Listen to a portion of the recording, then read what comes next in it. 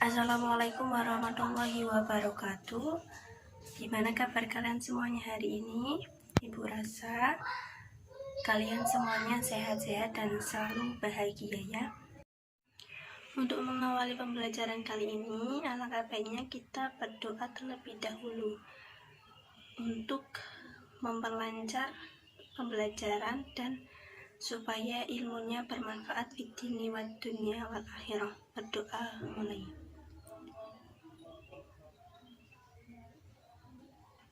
Selesai. Nah, untuk pertemuan kali ini kita akan membahas fungsi dan tujuan Al-Quran. Nah, dalam materi kali ini kita akan membahas 3 poin materi penting. Yang pertama itu ada kedudukan Al-Quran, yang kedua itu ada tujuan dan fungsi Al-Quran, dan yang ketiga ada cara penerapan fungsi dan tujuan Al-Quran. Nah, untuk poin yang pertama itu adalah kedudukan Al-Quran. Untuk kedudukan Al-Quran itu sendiri ada 2, yaitu sebagai sumber pokok ajaran Islam, dan yang kedua itu ada sumber hukum yang utama dalam Islam. Nah, Al-Quran sebagai sumber pokok ajaran agama Islam itu berisi ajaran yang lengkap dan sempurna yang meliputi seluruh aspek yang dibutuhkan dalam kehidupan umat manusia, terutama umat Islam. Nah, untuk sumber hukum Al-Quran ini telah memberikan tata aturan yang lengkap, ada yang masih bersifat dengan global dan ada yang sudah mendetail. Nah, Al-Quran ini mengatur dengan disertai konsekuensi demi tercapainya tatanan kehidupan manusia yang teratur, harmonis, bahagia, dan sejahtera baik lahir maupun batin. Nah, agar manusia mencapai kebahagiaan dan kesejahteraan hidupnya, maka manusia selalu berpegang teguh kepada prinsip dasar ajaran dan kaidah-kaidah hukum yang bersumber dari Al-Quran. Nah, adapun dalil untuk berpegang teguh kepada Al-Quran ini terdapat dalam Quran surat Al-Imran ayat 103.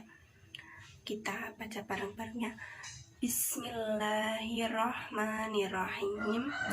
Wa'tasimu bihablillahi jami'an wa la tafarraqu, al-ayah, yang artinya, dan berpeganglah kamu semuanya pada tali atau agama Allah dan janganlah kamu bercerai-berai.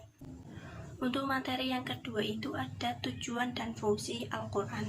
Nah, yang pertama itu ada Al-Quran sebagai petunjuk bagi manusia, ya manusia kompleksnya, bukan umat Islam.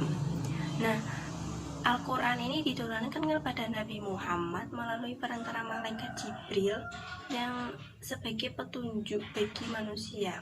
Nah, dengan mengikuti petunjuk Al-Quran, manusia akan mempunyai arah dan tujuan hidup yang jelas dalam menjalani hidup dan kehidupannya. Petunjuk tersebut meliputi tentang hubungan manusia dengan Allah, manusia secara dengan manusia, dan manusia dengan alam sekitarnya. Nah, dalam tujuan ini terdapat dalam Quran surat Al-Baqarah ayat 185. Nanti bisa dibuka dalam modulnya ya. Nah, untuk tujuan yang kedua itu adalah Al-Quran sebagai sumber pokok ajaran Islam. Nah, ajaran agama Islam ini yang bersumber dari Al-Quran ini sudah mutlak kebenarannya dan ajaran paling sempurna. Nah, Al-Quran juga menyempurnakan kitab-kitab terdahulu seperti Zabur, Injil, Taurat. Nah, berkenaan dengan masalah ketauhidan, ibadah, akhlak, hukum, dan segala hal yang dibutuhkan manusia dalam kehidupannya. Tujuan ini terdapat dalam Quran surat An-Nisa ayat 105. Nah, untuk fungsi dan tujuan Al-Quran yang ketiga ini adalah Al-Quran sebagai pelajaran dan peringatan bagi manusia. Nah, Al-Quran ini salah satunya ada konsep tentang berupa sejarah atau kisah terdahulu. dalam kisah ada di antara umat manusia sebagian orang-orang yang beriman dan bertakwa, namun ada juga sebagian dari mereka kafir dan maksiat kepada orang-orang soleh. Allah menjanjikan kebaikan di dunia dan akhirat, dan jika mereka tidak soleh, Allah mengancam hukuman dengan azab di dunia maupun di akhirat. Nah, dari kisah tersebut dapat diambil pelajaran serta peringatan bagi kita untuk pandai mengambil pelajaran dan meladani yang baik dan menjauhi yang buruk untuk mencapai kesuksesan, keberhasilan di dunia dan akhirat. Nah, dalam tujuan ini terdapat dalam Quran surat Al-An'am ayat 92.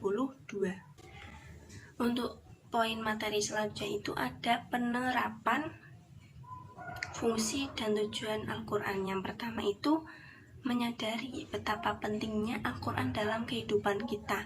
Nah, yang kedua itu semakin bersemangat dalam mempelajari Al-Quran. Untuk yang ketiga ini ada mengamalkan apa yang sudah dipelajari dalam kehidupan sehari-hari. Nah, materi kita sudah selesai. Akan explaining kalian ikuti ya. Nah, yang pertama, kalian tutup mata kalian terlebih dahulu. Semuanya pokoknya tutup mata. Ya, tidak ada yang boleh mengintip sama sekali. Kemudian setelah kalian tutup mata, tebak apa yang saya pegang. Kalau kalian tidak bisa menebaknya, apakah kalian bisa menebaknya? Nah, kalau dari salah satu kalian ada yang ingin berjalan-jalan sesuai dengan tujuan, misalnya kalian dari sini mau ke dapur, itu dengan mata tertutup, bisa apa tidak? Nah, kalau kalian dalam perjalanan tersebut itu tidak tertabrak dan kalian tidak tahu ini yang saya pegang apa, maka seperti itulah kehidupan kalian kalau tanpa Al-Quran, kalau dengan tidak membaca, tidak mengamalkan, seperti itu.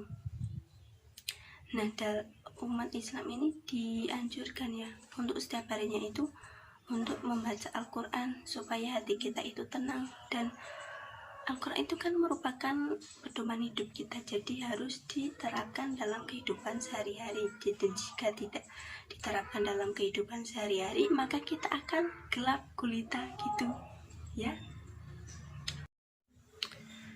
Ya, materi sudah cukup untuk saya sampaikan. Jika dirasa dari kalian itu ada yang kurang paham atau kurang jelas dalam penyampaian saya, itu nanti bisa ditanyakan di grup WA ya. Nanti kita di situ diskusi bareng-bareng. Jika dari teman-teman ada yang sudah mendalami pertanyaan dari teman-teman, boleh diutarakan jawabannya, nanti saya koreksi. Jika jawaban dari teman kalian ada yang kurang, nanti saya akan tambahkan. Untuk tugas selanjutnya itu ibu akan memberi kalian tugas berupa kalian yang sudah menonton video ini dirangkum apa yang sudah saya sampaikan.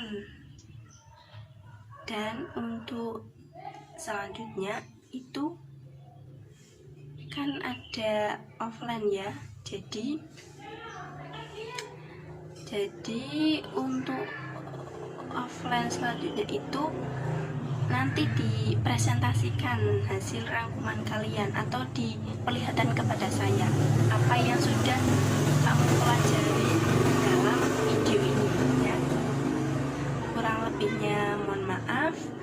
Wassalamualaikum warahmatullahi wabarakatuh.